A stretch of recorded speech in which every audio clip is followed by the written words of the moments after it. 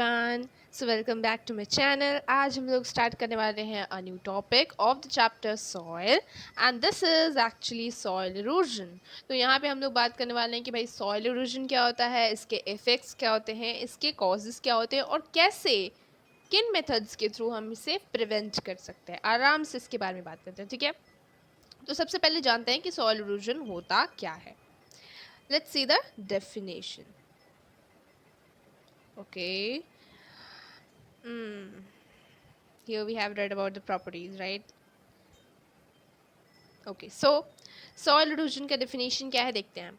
ये देखो स्क्रीन पे दिख रहा है, that is the removal of fertile topsoil. Topsoil जानते हो ना क्या होता है? तो topsoil जब remove हो जाता है, ठीक है, from the surface of the land, जब वो topsoil जब वो remove हो जाता है, by what? बाय विंड, ठीक है, हवा, तेज हवा, तूफान, पानी की वजह से जब टॉप सॉइल जो है वो लैंड से जब रिमूव हो जाता है, then it is called soil erosion. Okay, बहुत छोटा सा टर्म है।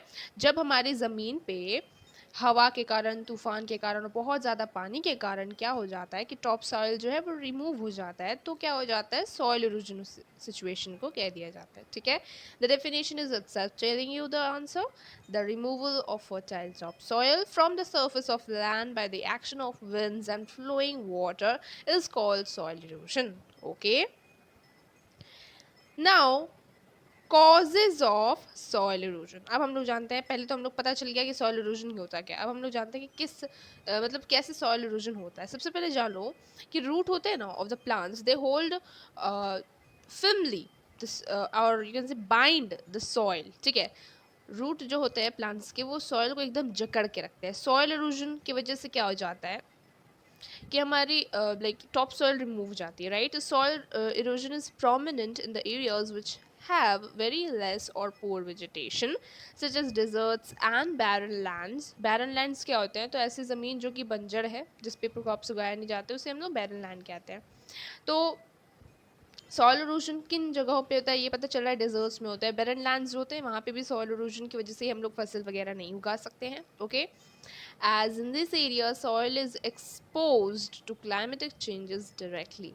Now the main causes of soil erosion is 1 deforestation, 2 overgrazing and 3 the improper farming. अब डिफोरेस्टेशन क्या होता है, you use to see that बहुत से पीपल होते हैं, they use to cut the tree, right, and which is not a good thing, but what we can say is the tree is very helpful, the plant is very helpful to us in many ways, for making medicine, for fruits, for foods, for oxygen, right. We are dependent on, totally we are dependent on the plant, right.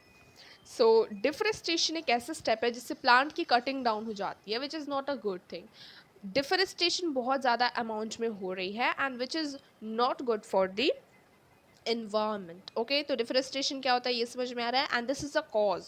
इसकी वजह से भी soil जो है वो ख़राब हो जा रही है, ठीक है, टॉप सॉइल रिमूव हो जा रही है एंड सॉइल इरोजन ऑकर हो रहा है, ठीक है। ओवर ग्रेजिंग क्या होता है, ओवर ग्रेजिंग हम लोग देखते हैं भाई गांव वगैरह में, हम लोग देखते हैं, या फिर ऐसे भी हम लोग देखते हैं कि बकरी वगैरह होती है, राइट। बकरी means you can say in English goat. We have seen कि बहुत सी बकरियां वगैरह होती है, cows and all, right. They use to like वो लोग घास खाते हैं, तो उन्हें एक जगह पे, एक मैदान में खुला छोड़ दिया जाता है कि भाई जाओ तुम लोग अपना खाना वाना खा के वापस आओ, राइट। तो उनको पता नहीं होता है ना, तो वो खा लेती है। तो क्या हो जाता है कि जो भी लैंड है वो उसे, मतलब जो भी लाइक यू कैन से टॉप सॉइल को वो इनडायरेक्टली रिमूव कर देती है, because they don't know that that was top soil. तो वो लोग बहुत ज़ोर से च्यू कर लेती है, ग्रास को निकाल लेती है, and by not paying attention, because हम लोग जो अटेंशन पे नहीं करते, because of that what happens is that top soil उनके थ्रू भी रिमूव हो जाता है। Okay, that is what over grazing is. Over grazing मतलब बहुत ज़्यादा removal of grass on the large scale from the soil and thus exposing it, so or thus exposing it to blowing winds and flowing water, ठीक है। तो over grazing क्या होता है समझ में आ रहा है। नाउ इम्प्रॉपर फार्मिंग क्या होती है। इम्प्रॉपर फार्मिंग मतलब हम लोग फार्मिंग के लिए बहुत से नई मेथड्स वगैरह को लाए हैं, पेस्टिसाइड्स वगैरह हम लोग डालते हैं फार्मिंग के लिए, तो that is also not good, and उसकी वजह से भी एक लाइक यू कैन से एक तरीके से हम लोग सॉइल जो है उसे इरोज कर रहे हैं, ठीक है। So these are the causes of soil erosion. Now will see the effects of soil erosion, कि भाई क्या इफेक्ट हो रहा है. सॉइल इरोजन जो है it harms the whole ecological balance of nature.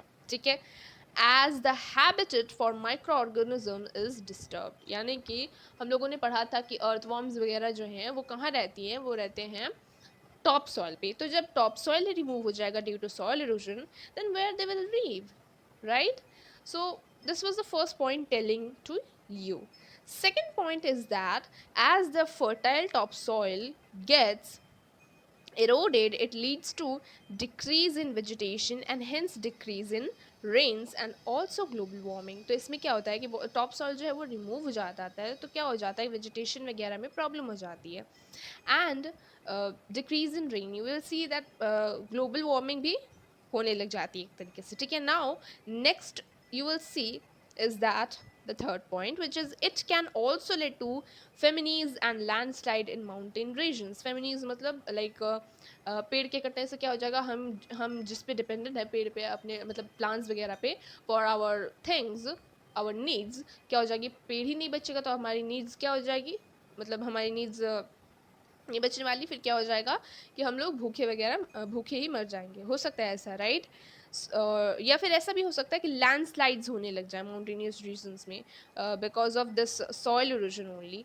So these are what the effects of the soil erosion. Now prevention method भी ज़्यादा देख लिया जाए कि भाई कैसे हम लोग इसे प्रिवेंट कर सकते हैं. तो प्रिवेंशन जो है सॉइल इरोजन का, उसे हम लोग कहते हैं soil conservation, and it takes 100 years to produce a few centimetres of soil. ठीक है, समझ में आ रहा है. And the following are some of the two three measures that will help you in the conservation of this soil. मैंने सबसे आसान 3 ways लिखे हैं, बहुत इंपॉर्टेंट से, उससे ज़्यादा समझ में आएगा. सबसे पहला है एफोरेस्टेशन. एफोरेस्टेशन मतलब डिफोरेस्टेशन मतलब पेड़ का काटना, तो एफोरेस्टेशन मतलब पेड़ को उगाना, यानी कि हमें ज़्यादा से ज़्यादा पेड़ों को लगाना चाहिए. We should plant more and more trees. That is what afforestation says you. Second prevention can be, you can do that constructing dams. You can construct a dam to control the floods. Okay, and flood control एक बार हो गया तो soil erosion क्या हो जाएगा, control में आ जाएगा धीरे धीरे. Understood? Third important thing is that controlling overgrazing by animals. Animals के ऊपर हम लोग ध्यान दे के क्या कर सकते हैं, ओवरग्रेजिंग को होने से रोक सकते हैं.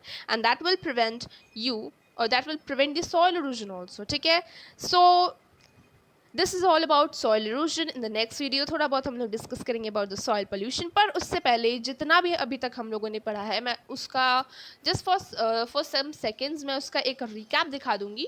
ओके, एंड उस वीडियो में हम लोग को दिख जाएगा कि हम लोगों ने, मतलब ज़्यादा बड़ा नहीं होगा, बहुत छोटा सा होगा. ठीक है, 1 to 2 minutes, उससे भी कम होगा.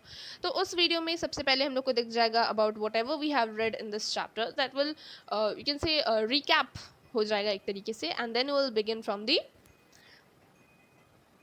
soil pollution. Okay, their effects and the control, or you can say source and control. Okay, so ठीक है जी, तो यहाँ तक ही अपना डिस्कशन रखते हैं. If you have not liked and subscribed to my channel, please go and do it. Thank you for watching.